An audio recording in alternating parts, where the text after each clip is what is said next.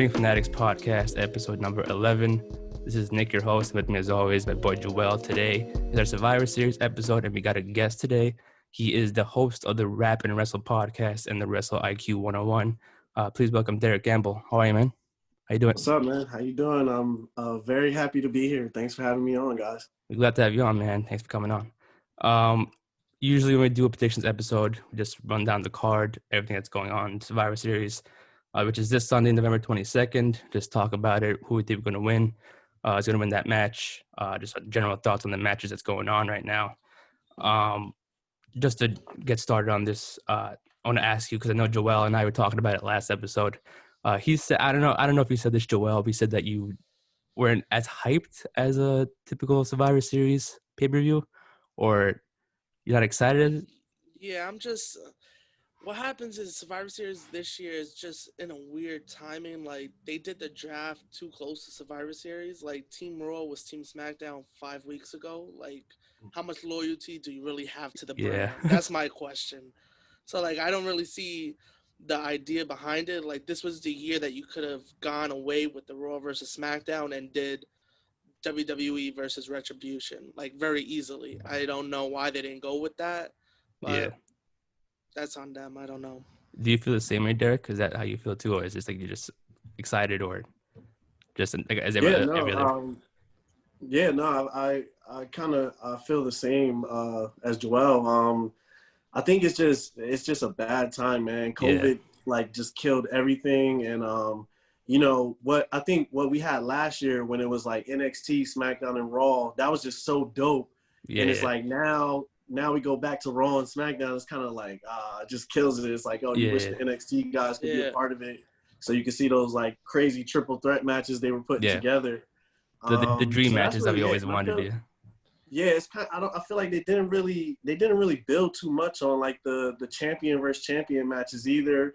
And they kind of spoiled it when Drew went over to SmackDown before he won the Raw title. Yeah. So it's kind of weird. I wish they would have put some more story into some of these matches.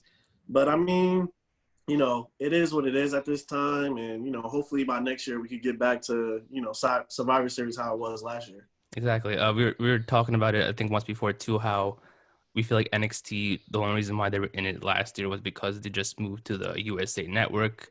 Getting all the hype behind that and getting the advertised NXT a little bit. So yeah, I guess we just start with the matches. It's really, really not that many matches to think about it. It's just all the champions going up against each other. We can start with the 5-on-5 Survivor Series matches.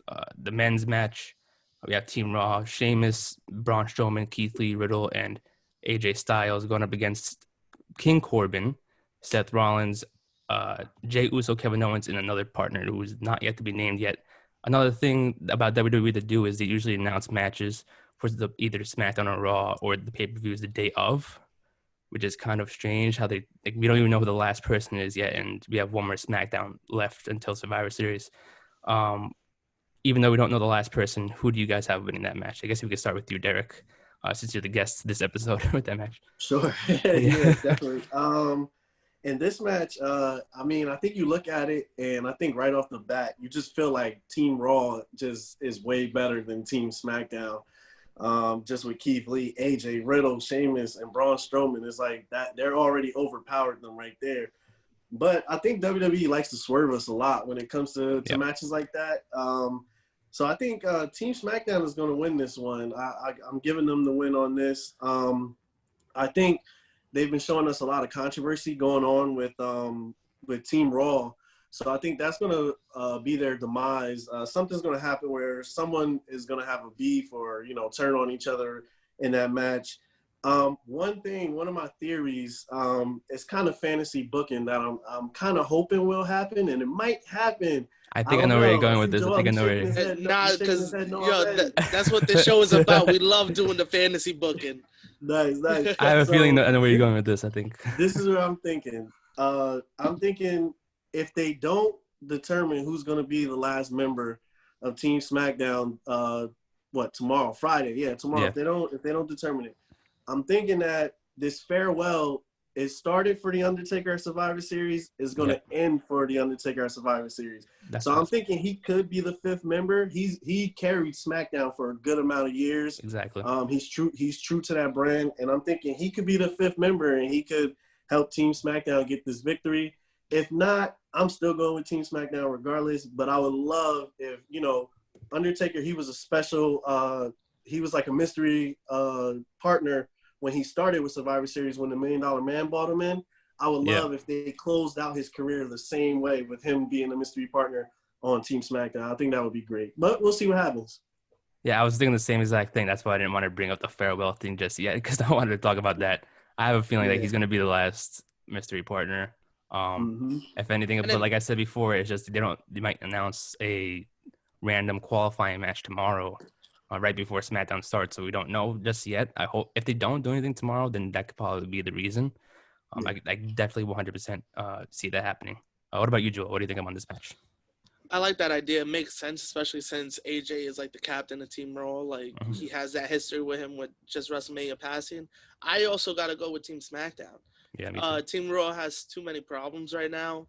And I feel like even though they're so stacked, SmackDown is pretty stacked as well. Kevin Owens, Jey Uso, King Corbin, Rollins, and also they're all heels. So they're all going to be a cohesive unit. You know what I mean? As in Raw, you're seeing all the problems that are happening. And like you said, Derrick, somebody's going to have beef with somebody. Somebody's going to turn on somebody. And we just got to wait and see what happens. But I got Team SmackDown. Yeah, same. I got Team SmackDown here too. That's one thing, because when you guys are saying that they're all not getting along, they're all like seem like they're not going to do well together. That's one of the things I've noticed within the majority of these matches. Majority of these matches, they don't even focus on their opponents. They're focusing on each other. Speaking of this next match, the women's 5-on-5 match, same thing. They're all not getting along with each other. The Raw team, Nia Jax, Baszler, Lana, and now Lacey Evans and Peyton Royce, replacing Dana Brooke and Mandy Rose on Raw this past week. Them 5 have not been getting along as of late. The SmackDown team for that only have 3 members out of 5. We don't even know the last 2 members are. That could be a surprise for us as well. We don't know. But for that match, I actually have Raw winning. That 5-on-5 women's match. We've seen, I don't even know how many times Lana has been put through a table. It's been countless as many times at this point. But who do you guys have in that match? That 5-on-5 women's match, even though SmackDown only has 3 members. I guess I'll start on this one. I'm going Team Raw on this one too. I think the whole women's Survivor Series match has been the story of Lana. I think it's just her trying to prove that, she belongs and that she's a serious competitor. I think we kind of all as fans kind of feel the same way. We don't really know what Lana really is. She was a great manager when she was with Rusev. We know she can talk, but we really haven't seen her do too much great wrestling in the ring as compared to like a Charlotte or a Sasha Banks. We know she's not at that level. So I think this is her coming out party, and it's just like for some way at the end of this match, Lana is going to be the last survivor. I could see Lana going through an announce table at the beginning of the match from Nia, possibly. Maybe she feels like, hey, we don't even need this girl. Let's get rid of her. And then, something happens towards the end of the match, and it's like, oh, snap, wait, Lana's still in this match. And she comes back and wins it. SmackDown, we don't even know their last 2. If I got to guess, I feel one of them is probably going to be Billie Kay, so that we can get Billie Kay taking on Peyton Royce, since Peyton Royce was added last minute due to injury to Mandy Rose. So I think that could be an interesting dynamic right there as well. But I think, in the end, I think Team Raw is better. This is like the opposite of the men's match. It's like I feel Team Raw is better, and they have problems too. But I just believe the story is so deep on Lana that she has to be the survivor at the end of this match. Exactly, but I feel the exact same way. The only thing I want to happen if Team SmackDown does end up getting close to winning is having Bianca Belair be one of at least the last person on Team SmackDown to be eliminated. She's been hyped up too much ever since she got to SmackDown, And I feel like she should be as dominant as people see her and how they've been betraying her. The Royal Rumble, I think she lasted 40 minutes, I believe, in this year's Royal Rumble. And Yeah, pretty good. she's been pretty much dominant in 2020, in my opinion. Who do you got for this match, Joel, too? I've got to ask you about that one as well. I would probably have to say Team Raw again. Like you said, Lana has to be the lone survivor, and I think she has to get the win over Team SmackDown. With the two people missing, I feel this would have been a great time, but I know they're not cleared and stuff. This would have been the perfect time if they were gonna bring the Bellas back. This was the time to do it, especially since all that talk about if they do come back, they're going for the tag titles. Yeah. This would have been the perfect time, but of course they're not cleared yet. But this is also a perfect time that you could even, let's say, call up some NXT people, you know what I mean, and have them as surprise entrants, and maybe make a tag team, because we all know WWE loves to make tag teams out of people who aren't tag teams. But I still have to say Team Raw. Bringing that point with the make it up tag teams, I just can't believe Lacey Evans and Peyton Royce started even a thing. I'm still like, I don't know why. I'm just so curious about that one. Recently. That's weird. Up. Yeah, recently. It's like you took Peyton out of a tag team to put her in another tag team that doesn't even make sense. Exactly. You just ruined the great tag team and put her in another one for no reason. I thought the whole point of that was because I've heard like a whole bunch of rumors and talks that Vince McMahon really wants to push Peyton Royce, I believe. So it doesn't make sense to take her out of a tag team and put her in another one. It's really odd and really strange to see that happen. It was a weird decision, but they, like I said, they love to make tag teams out of nothing. Like the last tag team that I can think of that was actually successful was The Bar and Breezango. Yeah. Other than that, every other tag team even Nia Jax and Shayna, I hate it. I can't stand it. The funny thing is that WWE loves breaking up like real tag teams. Yeah. So they break up the real tag teams, and then they put these people together that shouldn't even be together just because they haven't been using them. So they're like, hey, let's put these two people together and make a tag team, and let's see what happens. But it's like that doesn't even work. They just go back and forth on tag teams. They don't know if they like tag team wrestling or they hate it. Exactly. They've been doing that since as long as I can remember, because even like back in the day, like I want to say 2002 when they broke up Edge and Christian, moved Edge to SmackDown, and then he became tag champs with Rey Mysterio. Like, you could have just moved over Edge and Christian and had them do their thing, but they wanted to break up a real tag team and make a fake one. Not a fake one, but like their own tag team. And it's weird too, because right now, like as I mentioned to you once, Joel, before on a different episode, where they literally have it just seems like they don't even have a lot of tag teams to build up on Raw and SmackDown, and they literally have NXT, a program, a brand in which they can literally create their own tag teams, even if it's just two random people. They can literally put two random people who call themselves a tag team. They don't necessarily have to sign two people who are a tag team in the indies, but they can literally just take two random people we haven't seen on TV yet, put them together, and just call themselves a tag team. And we wouldn't know. We didn't know. They know more people who work there than us. You know, there are a few tag teams that I've never even seen in a while. There's a tag team, forgot their team name, but they were used once during the pandemic. They were managed by what's his name, Malcolm Bevins. They were used once in NXT and then just haven't been seen since. They were, I think it was in the share. I think the name was. Those two big guys. You remember? I couldn't tell you, to be honest. Exactly. That's why. I remember. I think the two. Are you talking about the two big guys that? They kind of look like Samoans. Exactly. Yeah. Yep. They were used like once or twice, and then we haven't even seen them or heard them since. And it's like they were a perfect tag team put together. They could have been used and dominant in the tag team division down there. But don't understand why they don't have. Like, one thing I really, really want to see is at least give the Mysterios a chance. Give Rey and Dominic a tag team title match and have them win the championships. That's one team I really want to see. I'm pretty sure they want to see it too.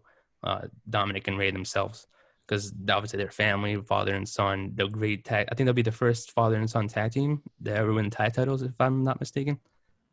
that can I recall. think so. I Yeah, think so. I Yeah. would think so. Yeah. Yeah, that would be an interesting tag team right there. Just put them in the tag team division. They're done with Seth now, finally, after months. They could just put them in the tag team division.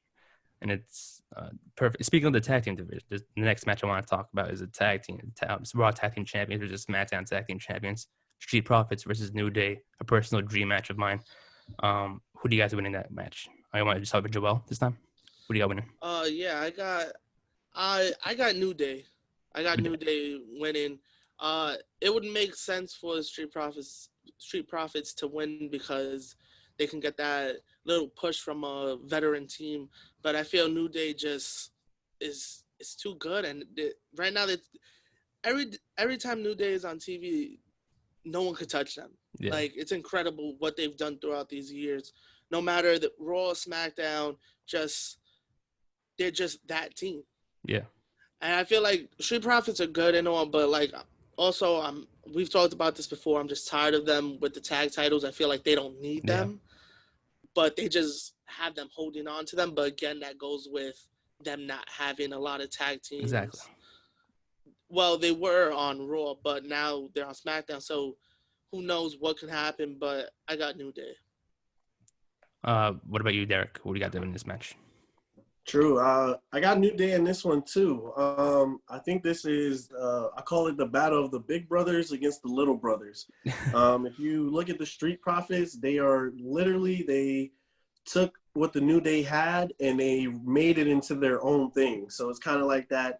Hey, we're those silly guys, but when it's time to perform in the ring, we're gonna give you a great match. I think it's the same. I think it's kind of like Joel said. The Street Profits do need a push, but I think they're going to get that push in this match by losing. So they're going to put on an amazing match. I think I'm calling this to be the match of the night. I think this is going to be the best match of the night right here.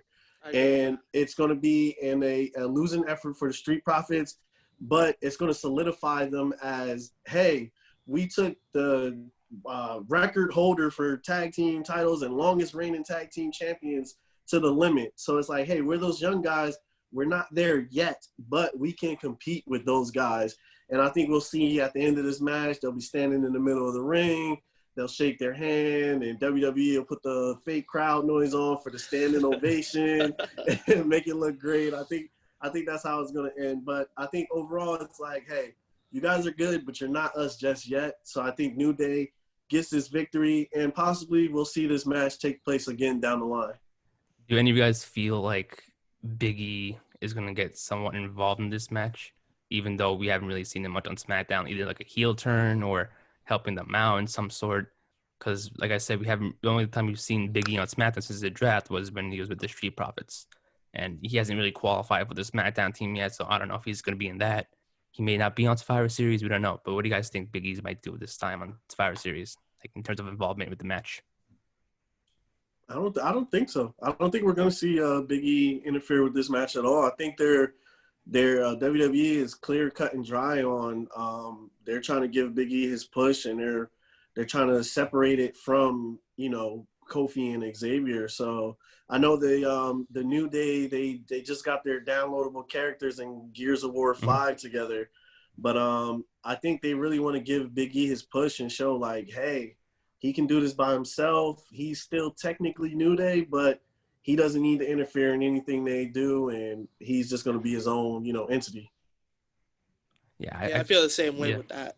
I feel like they're going to keep him, especially like I feel like he does better as a babyface. I feel like they don't really want to do that to him. I feel, especially with Rome, if they're going to push him for a title, all the champions are heels. Sami Zayn, Reigns. So either way, I think they want to keep him babyface. And I think maybe they'll show him maybe watching in the back, like, when they do the fake watching on TV and stuff. Yeah. Other than that, I don't think he'll get involved.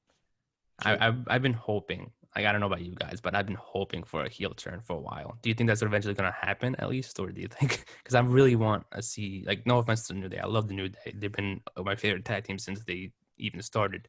But I feel like at this point, if you're just going to separate them three, might as well have them, like, not part of the New Day. They could do the same thing on their own without being called the New Day. You know what I mean? could just be Kofi and Xavier as a New Yeah. Day and Big E on his own. Because at this point, if you have them in different brands, it's not together anyways. So why even have them as the New Day at this point? I just feel like Big E should go his separate way. Just have him do his thing. Don't even be involved in New Day. Because I feel like that distracts the crowd and him from doing his thing. You know what I mean? Because like if you want to have Big E going his own way, getting a big push, I think you should not have him be involved and considered a member of the New Day.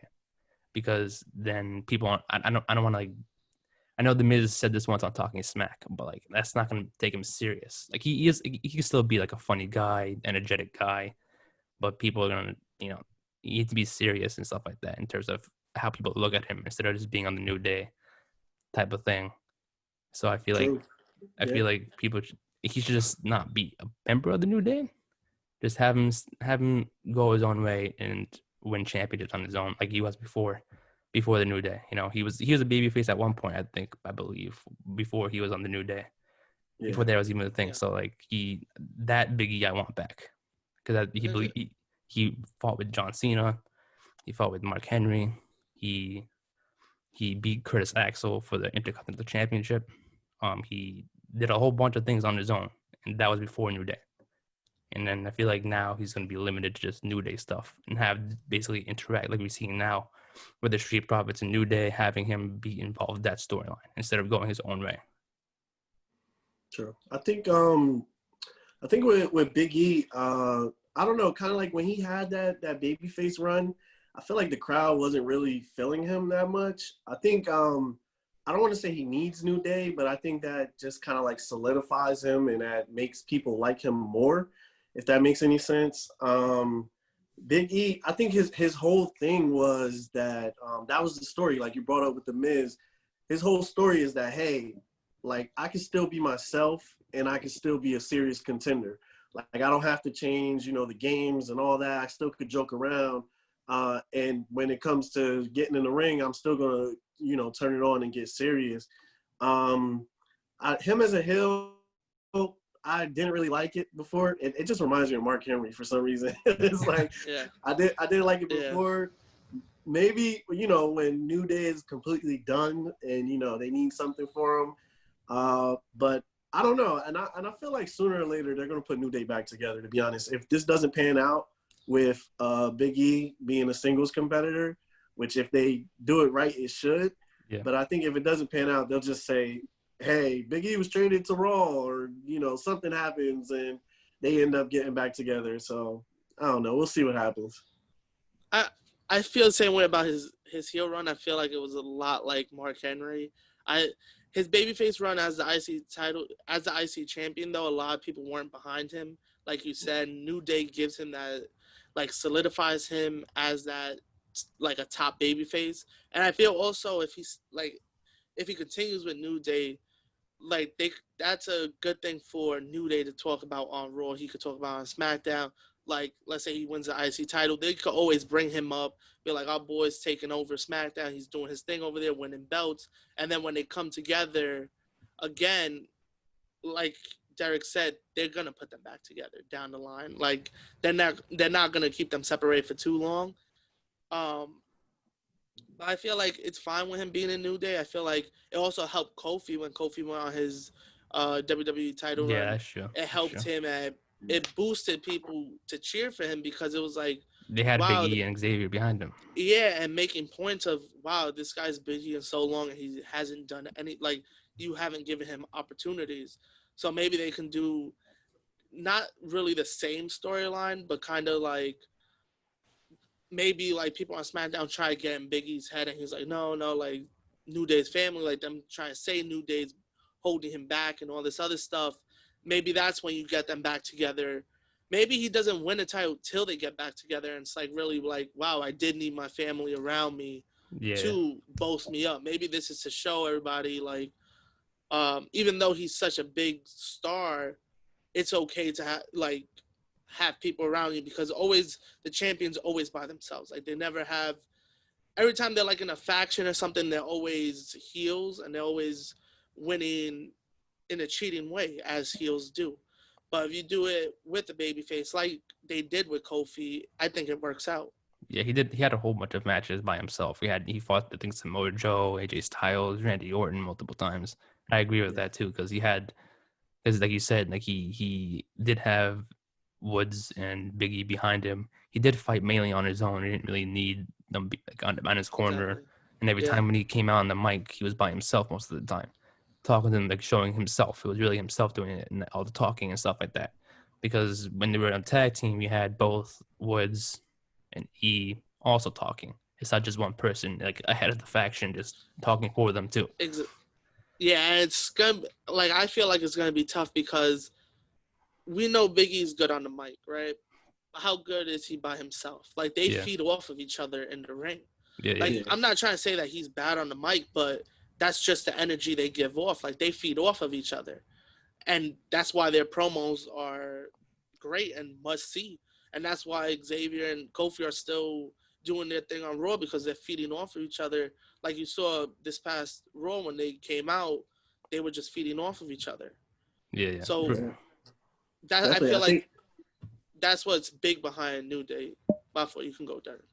Yeah, definitely. No, you're good.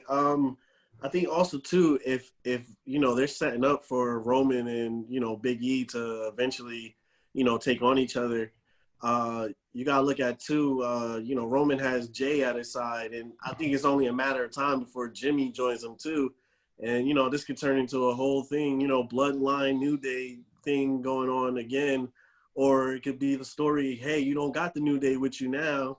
How are you going to overcome these odds and, take on these three?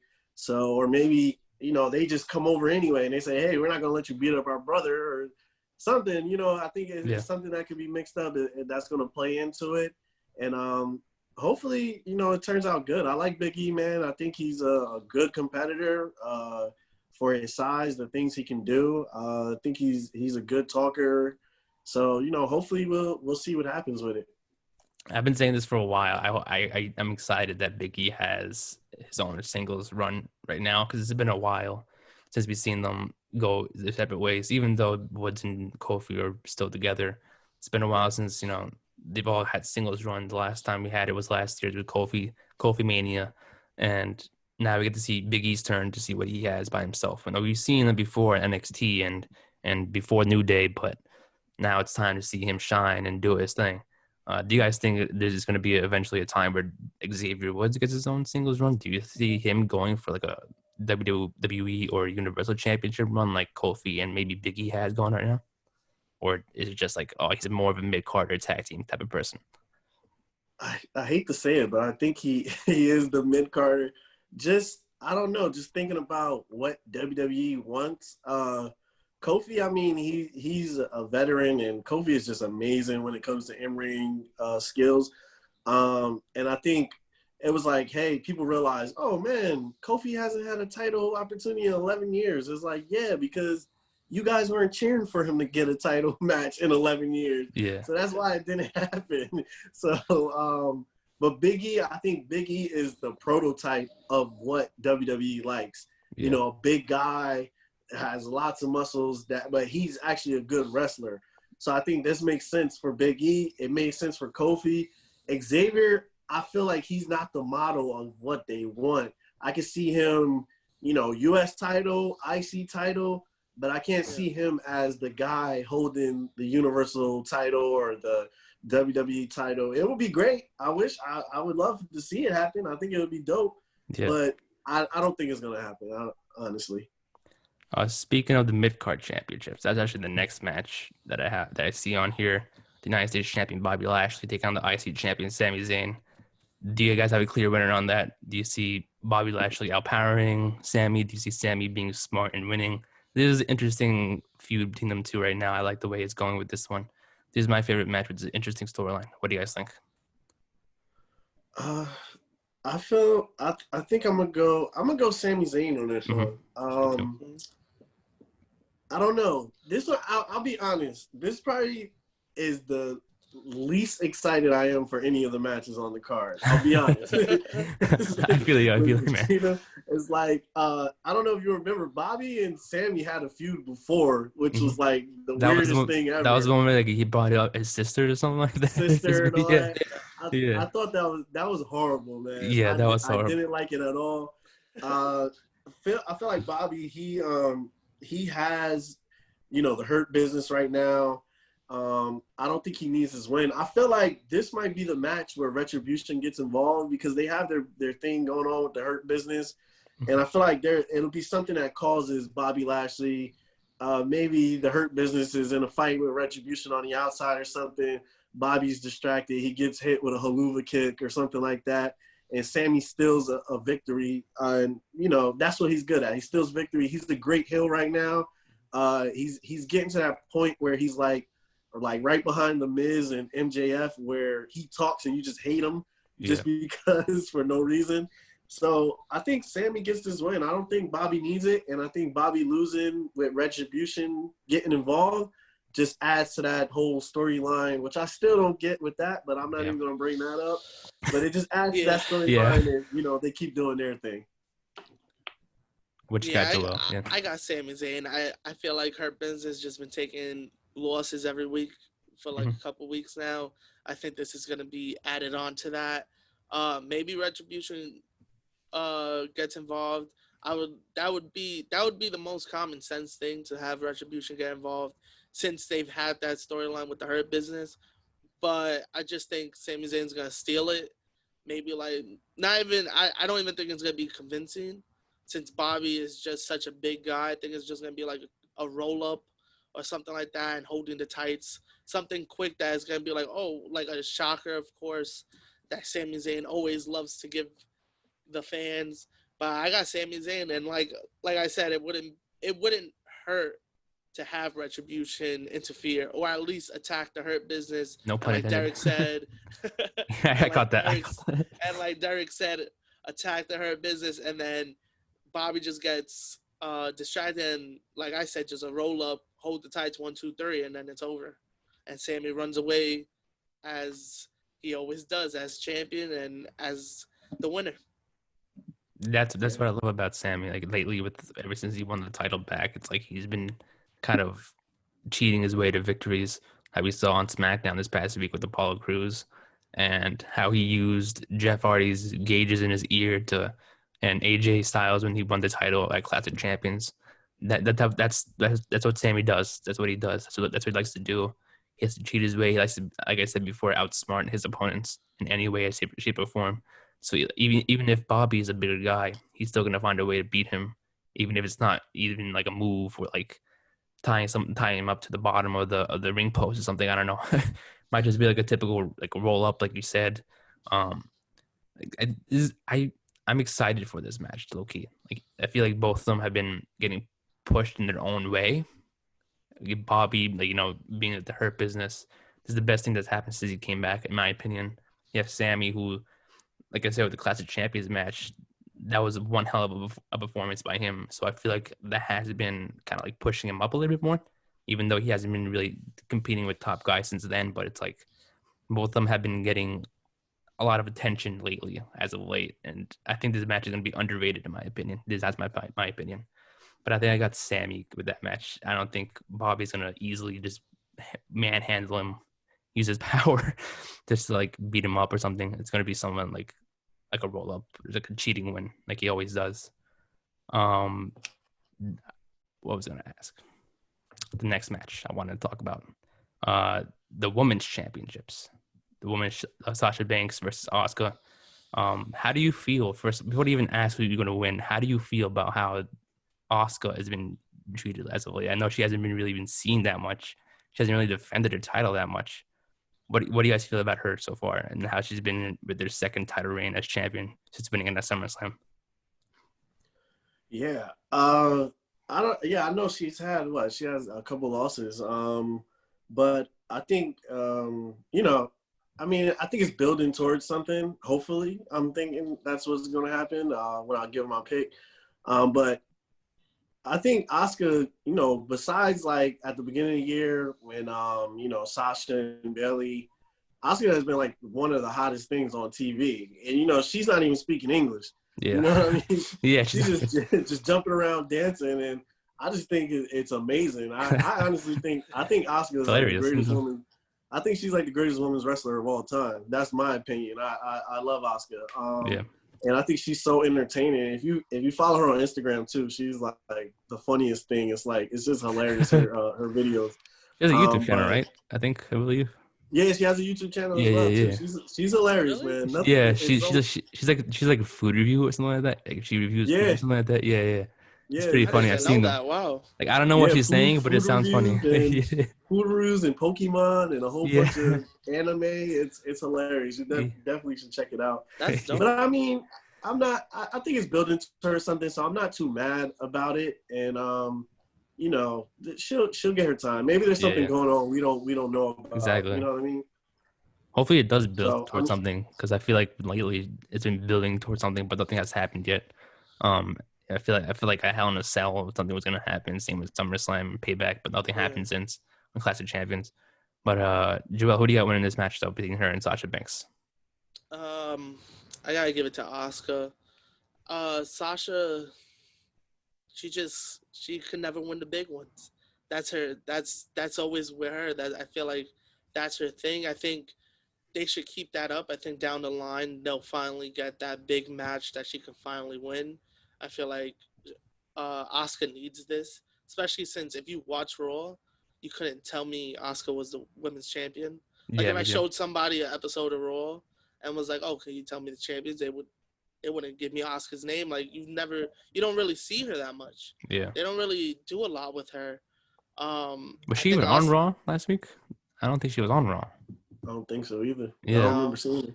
No, yeah, I don't think so. If anything, it was probably like a backstage segment. Like but 2 I don't seconds. think she was, I don't think she was on it. But I think Asuka, not that she needs this, because of course she's Asuka. Like Derrick said, I believe she's one of the best women, if not the best women's wrestler that has ever been in a ring. But she does need this, as in solidifying her place as Raw champion, because I feel like they just don't respect her like as the champion. I'm hoping it builds to something, but like Nick said, like you think it's gonna build to something and like nothing happens. So hopefully it's like a long-term thing, and maybe down the line, maybe at like Rumble or even Mania, hopefully it doesn't last that long, but something happens with her. But I have her winning. I feel like they're just having Asuka as champion in the meantime until Becky Lynch comes back. I know she still has like a while. I think she has like a month left until she gives birth or something, but I don't know. Like I feel like they just wait before you, because you brought that up. Okay. You know how I feel about Becky. You know, Derrick. If you don't know, go on. Show him your rant. Show him your rant. Oh man, go off, man. I didn't think I was gonna do this episode. Sorry, I didn't bring it up. I think I didn't need to bring it up because you said Becky, and it just went in my mind. Just go for it, man. Go for it. Let him know how you feel about her. I've been tired of Becky for a while. I didn't think she needed to hold the title that long. I didn't think she needed to win the main event. Of course, they gave it to her, and I think Vince looked at that main event and said, maybe we need to chill on the women's main event for a little bit, because that was wow. Like, oh man, that roll up. But you were there at that WrestleMania, right? Yes, I was there at that Mania. How was the crowd like then? How was the? Nobody knew what happened. It was like, oh, is that how the show's ending? Cool. Like it was weird because you could tell like her shoulder was up. And I was like, but and then the way they had her lose it, like you could have done so much stuff. Like what was she, 2 months when she gave up the belt? You could have just had like Asuka just hit her in the head and she falls very slowly to the ground and her cash in. Why did you have to do the handoff? It made Asuka look weak. I think that hurt her, giving her the belt. And then when she lost it, didn't make her look better. Of course, she won it back, but then ever since she's won it back, they haven't done nothing with her. Yeah. So again, I feel the same way. I feel like they're just having her hold it, having all these matches until Becky or Ronda return and takes it off of her. I can see that. I feel you on the Becky Lynch thing though. I was like, after a point, it was like the whole man thing. I was kind of getting tired of it. It was even like, before boy. Mania that I was just like, this is done. It's Because over. Like after Rumble, I was over it. I was like, all right, cool, we get it. She's the man. Like then they started going extra with it and trying to do like exactly the Stone Cold segments that her getting Yeah. arrested and all this other stuff. And I was like, we get it. She's gonna win at Mania. Like, relax. You don't have to make it that obvious. I get that they were really high up on her. Like, I loved Becky Lynch. I think she should have won the title at WrestleMania 32. I think she should have won that match for the women's title. I think she was great she's great in the ring. Her character was great back then. I think it fit her perfectly. I feel like the man is just an act. I feel like I don't know. I feel like we all know it's characters and stuff, but I feel like that's not authentic to her. I feel like the man character is really an act for her. I feel like what she debuted, that's really the real Becky Lynch. Yeah, I feel like that was way too, like, I agree with that. I feel like this was like way too far-fetched for her, having her get arrested and like having her seem all tough and stuff like that. Like, I get it. Like, people, the only reason why she got like that was because of Nia Jax hitting her in her face, and people loved it. So, and then that's what Vince was like, okay, people. I don't want to get into that. That's right another now. one. That's another one. You can say that for a whole episode, but like I feel like because of that, everyone loved it, and then Vince was probably like, oh, let's give her more. Let's get her beat up every week and stuff like that. He saw the traction that it brought to her, and then, like Vince does, he gets a little carried away. Like, he saw that people liked Roman in the Shield, and he was like, oh, wow. Like, the year that, what year was that?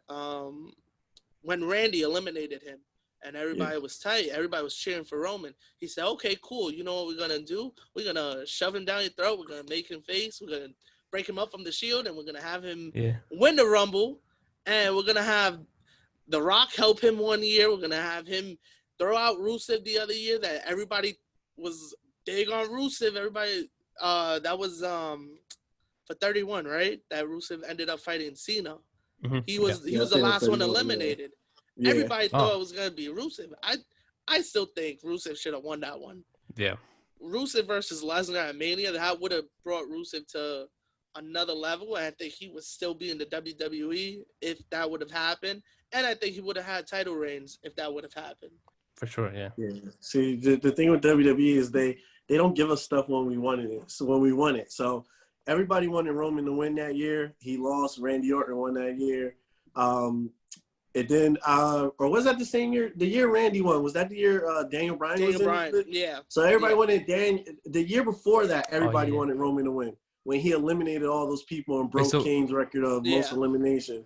So we wanted Roman to win. He didn't win. Then the next year, everybody wanted Daniel Bryan to win, and that's when they let him get eliminated by Roman, and Roman got eliminated by Randy Orton.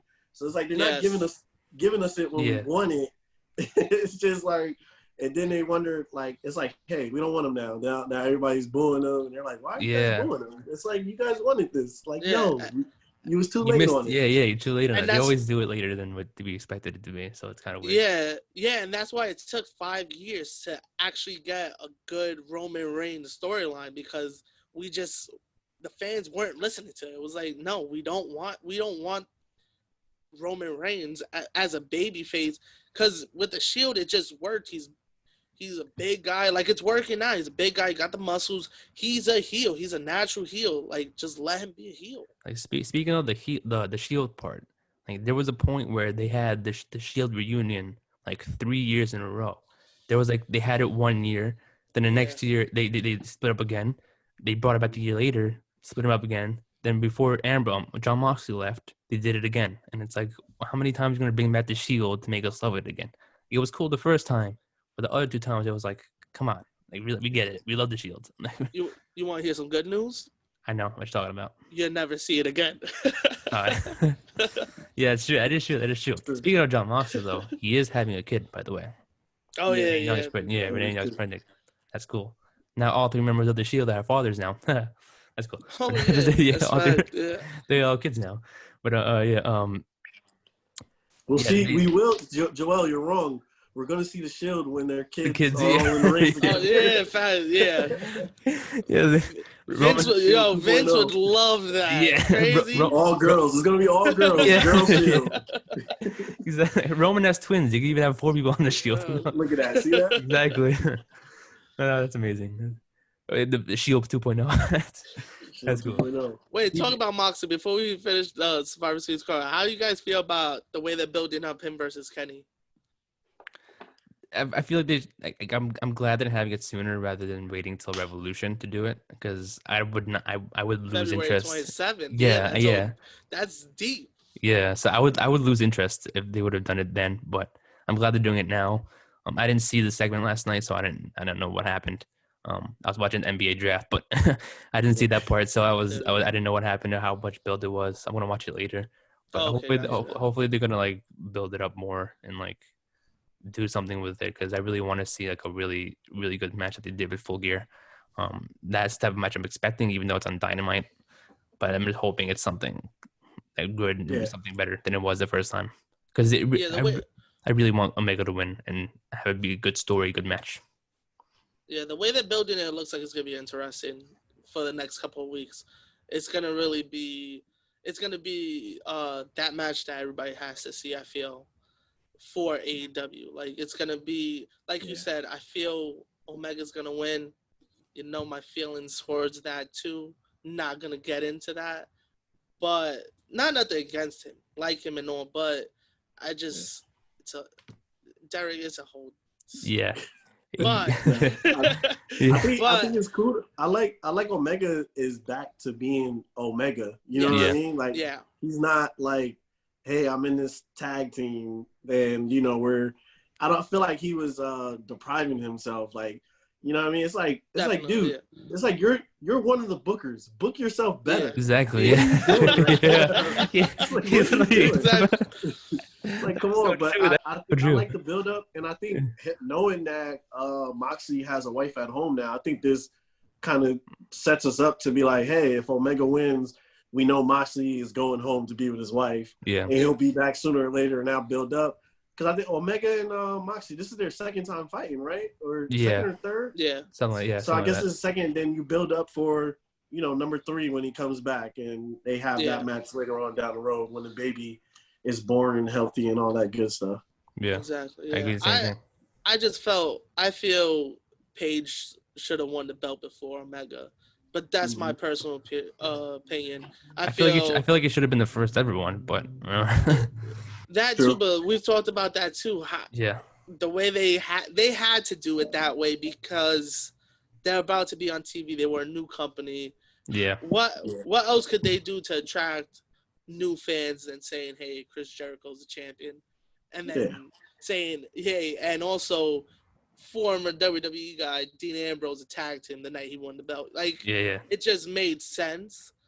But I still feel they should have never had that tag team run with Paige and Omega. I feel it went off way too long. It went way too long. It went for. Unlike WWE, they actually have tag teams. You know what I mean? Like real tag teams. Yeah. So I felt like there was, even though they won it, like I feel like there was no reason to hold on to it as long as they did. Yeah, I agree with that. It was way too long. They should have had someone beat them for it before FTR did. That was, my opinion. They beat all the other tag teams to be Best Friends, Private Party, a whole bunch of other ones. And like someone should have beat them before FTR did, and it was way too long. Yeah, way too long. True. I'll ask you guys. I don't want to turn this into the AEW show. This is Survivor Series, basically. Yeah. But actually, how do you guys feel about this whole story that they're building of Shaq versus Cody Rhodes? I don't know. I'm not like a big fan on it. Like I when that first segment happened, I was like, oh, who's debuting? Who's gonna come out? Who's like a big, like tall, independent guy? Then when she said Shaq, I was like, what the fuck? What's going on? Like, what is Shaq really gonna wrestle? Right? Yeah, and it's like, come on. It's like, got me hyped up for Shaq. Like, I don't care if he's gonna wrestle. Like I said this to Joel once last episode. Like, it would have been cool if WWE did it when the Big Show. Because that had a story. That had a story to it.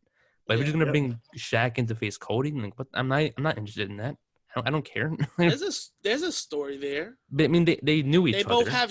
They both have shows on TNT. There's a story. Come on, man. I know, but it's like it's more like I don't like, you know, it's like it doesn't really excite me as much as it would have been if it was in WWE and Big Show. You know, like it's Cody versus Shaq, and it's like I don't know how he's gonna fit well with Shaq and Cody. Yeah, I don't get it either. I don't get it.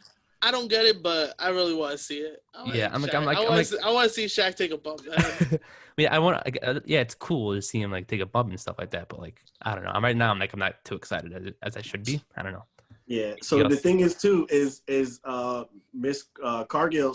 I think that's her name, Cargill, right? Yeah. Miss Cargill. She's his manager now. So is that's what's happening with? I'm assuming. I think it's like she's like his back like or manager. Yeah, I guess it's his manager. Yeah, I guess. Yo, also shout out to the production guy who was trying to censor them, like trying to put the bleeps in as they were doing the promo. Wow. I remember that. Wow, Yeah. they need to find a new person. They missed all the curse words. They bleeped it after the curse words happened. I remember hearing that. I'm like, yo, they missed all the curses. My man was just having an off night. Yeah, it was not his night that night. It was not his night.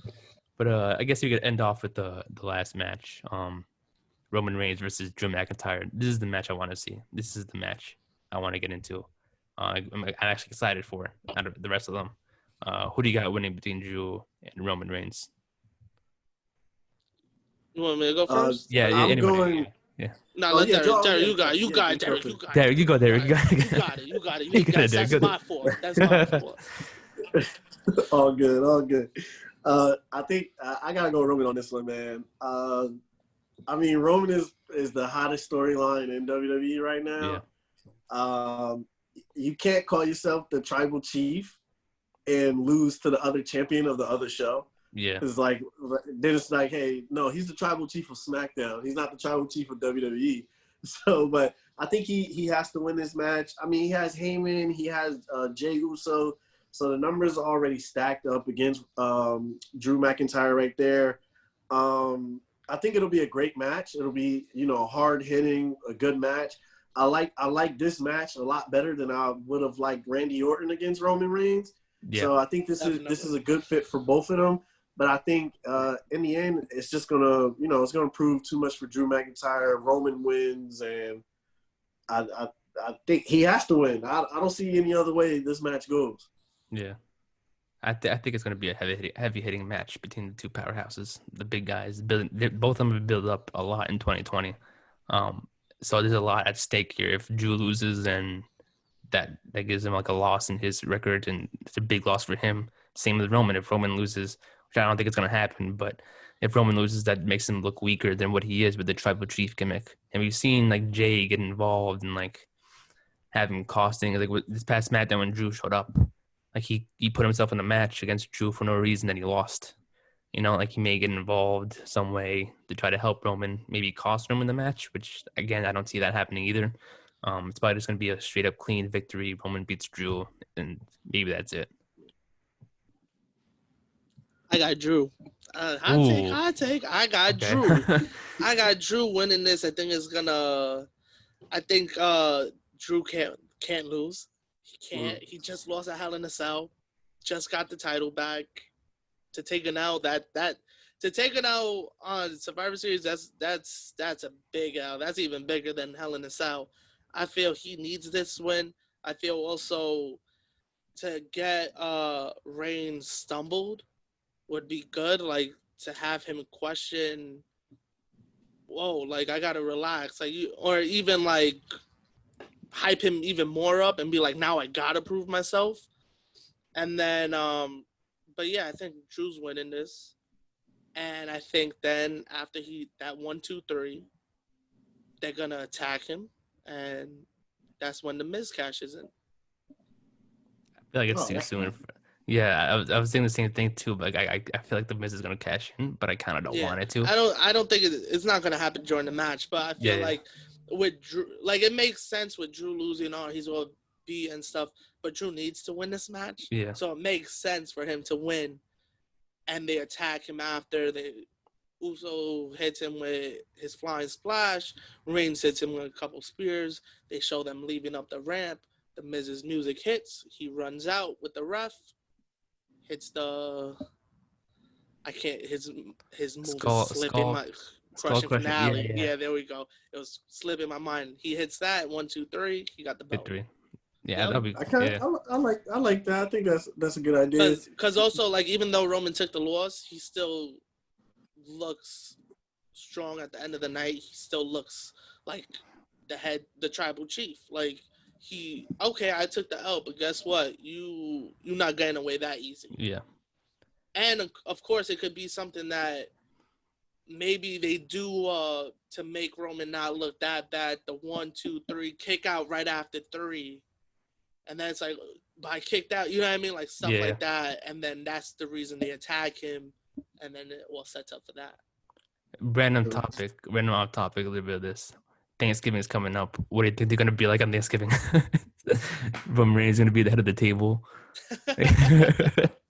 Is he the head of the table on that family? It's gonna be so awkward. No. It's gonna be hell no. Now with those Samoans, man. Hell no. He got respect. Awkward Thanksgiving coming up. He got respect. That's just a character on TV, man. But heck no, not with those guys, man. Yeah. They all about respect, and I know it's one of those older guys that's gonna be the head of the table. Yeah. I think Rikishi is the head of the table before Roman in the house, bro. Yeah. Speaking of Rikishi, though, I don't know about you guys, but I believe it was Hell in a Cell when Aka and Sika, I think the names are. I forgot the names. Yeah. I don't know why they didn't bring out Rikishi in that match. Rikishi should have came out because he is the father of Jey Uso. It would have been cooler if Rikishi came out and gave the stash or whatever to Roman. That would have been that would have been cold. Big L. Yeah, that would have been a big L. Yeah, your uncle giving you instead of your father. That would have been so much cooler and your father putting the thing on him and just looking at you like, my man, taking. You really took the L. You took the L, man. You took the L. Damn, I got to disgrace, man. Disgrace. Now, you know the thing too. I kind of look like with Drew too. I feel like Drew, he has Sheamus set up for him. So I feel like for him, like he has something after this. Roman doesn't have anything really after this. Yeah. You know what I mean? He doesn't have an opponent, but you see Sheamus and Drew are all buddy and all that. So that's the match. Sorry, I need to interrupt. Like that's the match I'm kind of looking forward to. Drew versus Sheamus for the title. I want to see that first before Miz catches it. That's why I kind of don't see him losing it just yet. Yeah. Unless it's gonna be a roadblock where they're building on that story more. Where hey, Miz cashes in, but then it's gonna be a waste of a cash in because then the Miz is gonna end up losing it a month later or something like that, and then you build up to the Sheamus storyline, or maybe Sheamus comes out and helps him at the end when he's getting beat down by Roman and Jey.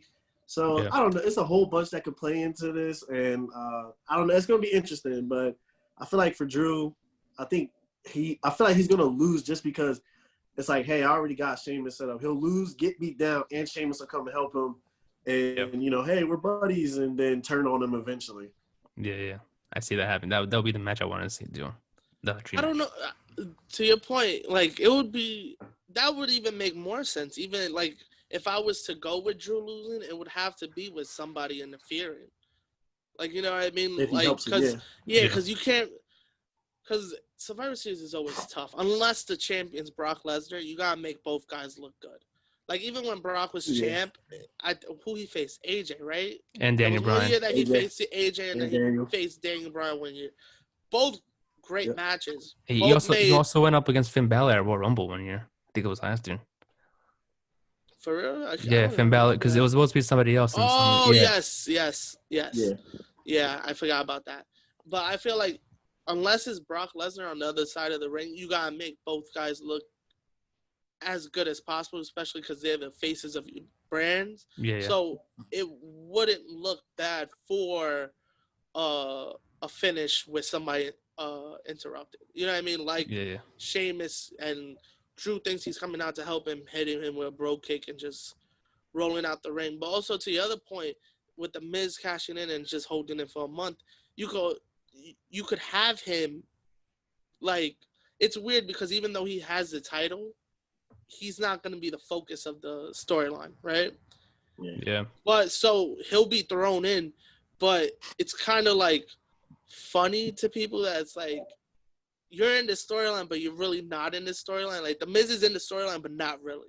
Like it's really beef between Sheamus and Drew. And I think if you give Miz the title, like it gives a couple months that someone new has it. Yeah. You know what I mean? Because Drew held it for so long. And to have him lose it, even though he just won it this past Monday, it makes you feel bad for Drew. It's like, oh my God, anything this guy does, like, he can't catch a break. Like, he lost at Hell in a Cell. He got it back. Oh my God, like, he lost it now, getting a cash in on. Like, this whole year, he got cashed in on. He lost at Hell in a Cell. And he won at WrestleMania with no crowd. He didn't even get his moment. Like, it makes you feel bad for him. So I feel like it just builds on top. And I feel like Miz could hold it till Rumble, or maybe like they like to do the pay-per-view before Mania, always change it. So I'm not going to guess on which one it is. They always change that February pay-per-view, February, like beginning of March pay-per-view. Yeah. But you could have him hold it till then and then have him drop it. And then it's not really a surprise because everybody knows Drew's getting it back. Yeah. Or you have Miz hold it till Mania and give Drew a real WrestleMania moment, hoping that there's at least some kind of crowd. Yeah, I mean, we don't know. We don't even know when this is going to get better. I heard today that the Thunderdome is moving to Canada. Yeah. Tropicana Field, in Tampa. So that's actually a baseball stadium. So hopefully they can actually have crowds be back, social distance. It's a big stadium, so they could have like a couple of seats in between or do something better for the Royal Rumble, because the Royal Rumble lately has been in baseball stadiums. Yeah. So I think this year's was in Tropicana Field as well, if I'm not mistaken, or one of the years, I don't know. But I feel like this could be the perfect time, and they're slowly moving into having crowds back, depending on how worse the pandemic gets or better. But I feel like that's what they're slowly doing with this match. Yeah, WWE. One reason WWE and AEW are kind of like working out of like Florida. Florida doesn't have any restrictions like the rest of other parts of the country. Yeah. So for them, they were supposed to be in Raymond James Stadium, Tampa Bay Bucs Stadium. Yeah. So I think that's where it's supposed to happen again this year. That they're supposed to redo it like they were supposed to do last year. And without the restrictions, I think WWE is just like, hey, we're just gonna fill this thing up as many people as we can and have a live audience, and whoever wants to come. Because I believe even in the Tampa Bay Stadium, I think the football games even have fans now. They're operating at like lower capacity, like 25%. But 25%, you're still getting like a good like 20,000 people in there. 15,000 people in there, so I think that's kind of like what they're heading for to do this year. So hopefully it'll be some type of crowd there. Exactly. Hopefully, yeah. So that's actually all the matches that were on the card to end off this episode. Wait, time out. You telling me those are all the matches? They don't have just a regular Raw versus SmackDown? Wow, surprise! Yeah. They had the 5-on-5 elimination matches. No, but usually they have that one that's just for nothing. They just have that Raw versus SmackDown match. Yeah, that's just oh yeah, these guys just don't like each other. No, it's just simple. Raw. This is all the matches that I see right now. Like I said before, they could just add a match last minute that we don't know of.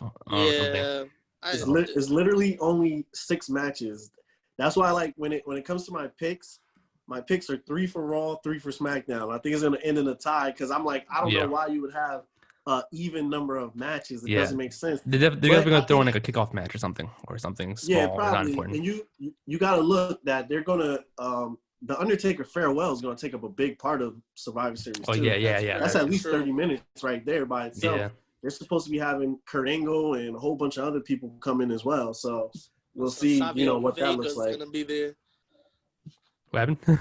Savio Vega's going to be there. I did hear that. Yeah. I did hear that. Yeah. So like that's crazy. He's little click. MLW. Yeah, I peeped that. MLW's gonna let him come over. That's crazy. That's dope for them to do that though. That's a fact. I guess we can end off with the question that we asked last week. In terms of Survivor Series, the question that we asked last episode was if NXT was involved in this year's Survivor Series pay-per-view, which 5 male you could do female superstars too, but which 5 male superstars do you see them representing NXT in a 5-on-5 traditional match? If you want, I can go first and give my pick so you guys got time more time to think about it. But my 5, NXT was involved in this year's Survivor Series match. My 5 would be Tommaso Ciampa, Kushida. I would even throw in Breezango, because low-key guys are kind of underrated in my opinion. Then probably Damian Priest, just throwing a big guy. You have 3 low-key and cruiserweights who are talented. Tommaso Ciampa, who's badass. Then you have Damian Priest, who's athletic as hell for a big guy. Even though, as you talked about in the past in this episode earlier on, Raw has pretty much a bigger squad right there. You have Keith Lee, Braun Strowman, and Sheamus, all 3 big guys who can outpower anybody on Team SmackDown right now. And I know like size really does, like we've seen like Rey Mysterio, it's really the heart that really shows with the size. You know, the size doesn't really matter in the ring. Rey Mysterio has been bigger guys in the past, so I feel like if they go smaller with NXT, they can go on and probably do better with the guys I just mentioned. Right there. Who do you have a kind of a squad for NXT right now? I don't know if I gave you much time to think about that, but do you guys have a squad for NXT that you would want to see in this 5-on-5 Survivor Series match? Yeah, that's a tough one. But I think if I go with a 5, I think definitely Tommaso Ciampa.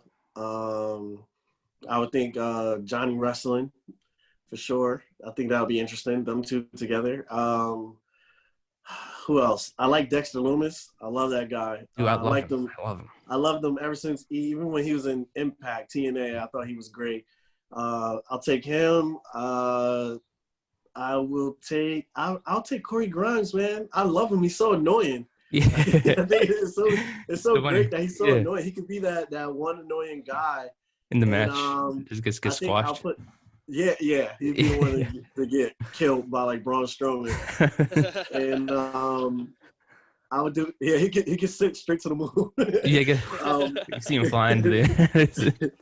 And I think just to give like some legitimacy to it, I'll add Finn Balor to it, because it's like, you know, what has he done? So I think that'd be a solid 5 right there. Who would you get, Joel? Who's your 5, your squad for NXT? I would have to do Damian Priest, Kushida, Bronson Reed. Oof. I like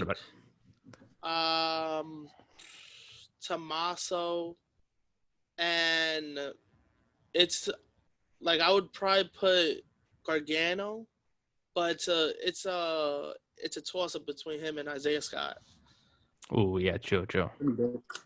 Then you have a cruiserweight, and like I said before, a cruiserweight in there who was like low-key talented, and people. Yeah. Know, it's really cool to see. Like, nice. He's shown, like, I love those matches with Santos Escobar and those cruiserweights. Great matches. Should have been champion, but I don't know. It's my opinion. So yeah, I guess we just wrap up the episode there. Thank you, Derrick, for coming on and helping us out with the predictions. Yes, thank you. Really appreciate you coming on. You can listen to his podcast, Rap and Wrestle, and Wrestle IQ 101. Do you want to shout yourself out where they can find you and stuff like that? Yeah, sure. You guys can check me out at Rap and Wrestle, RAPN Wrestle. Instagram, Facebook, Twitter, YouTube, iTunes, anywhere you get your, streaming from podcast. That's basically just like combining the world of, hip hop, R&B music, and wrestling. Talking to a lot of independent artists and wrestling as well. Wrestlers who like rap, rappers who like wrestling. I'm just mixing it all up and, bringing that to you. Just 2 things that I love a lot myself.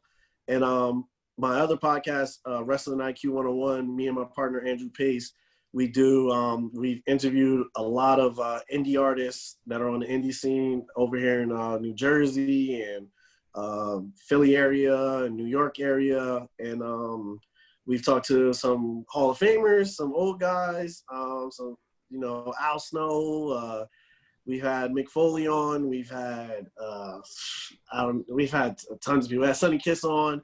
We had a lot of people. So that's dope. Go check it out. And that's at Wrestling IQ 101.